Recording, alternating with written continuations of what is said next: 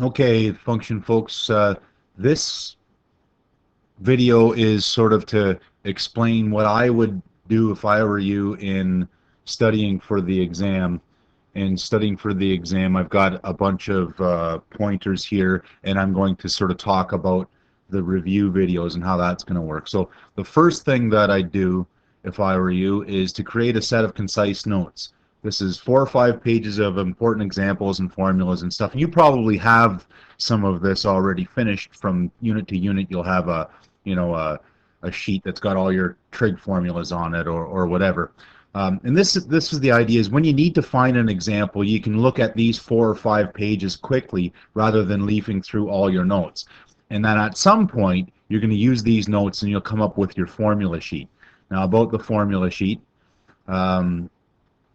this is going to be on a piece of paper that I give you, where it's formulas only, recipes of how to do things, but no worked examples. So there's not going to be any specific examples on your cheat sheet. You could, a description of how to do a question perhaps, but you can't have the actual example written on there. And it'll be one side of a page that I actually give you probably fairly soon, January.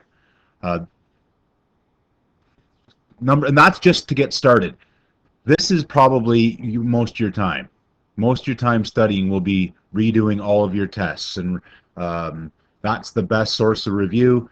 The question types, if they show up on a test, they can show up on an exam, and I sort of consider the exam the greatest hits of all the tests. So that's your best source. And remember, all the answers are at the back, posted, and you can probably see the other classes as well if you need more examples. The text questions, I'm pretty sure you don't have to copy this down. I'll have copies of this sheet for you, so don't copy this down. These questions, by the way, they're all multiple choice questions, and we are going to have some multiple choice questions on the exam, but unfortunately, the ones from the textbook are all multiple choice, so they're not necessarily the best source of questions. Your tests are. The practice exam, now the practice exam is much, much longer. So it's more like a total review rather than an exam, where on the practice exam, kind of each question type from the entire year is there, but I don't have enough time to ask you every single question type on the exam.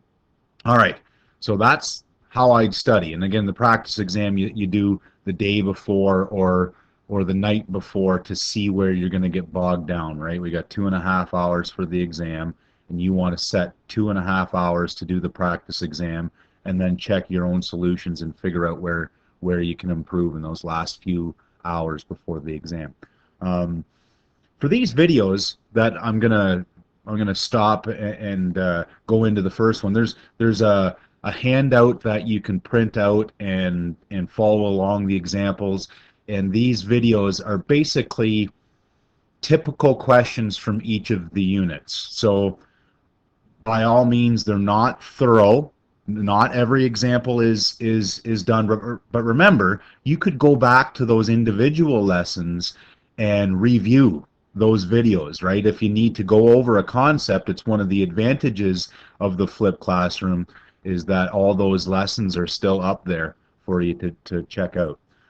Okay, so that's all I'm going to say about the review, and you're not going to break my heart if you don't watch all the videos or any of the review videos. I will totally leave that up to you, and hopefully you'll figure out how to use your time wisely. Hopefully you'll get together with your classmates and come up with some sort of in-class plan as far as which chapters you're going to do when and that sort of thing. So that's all I'm going to say about the setup, and the next videos will be review day 0.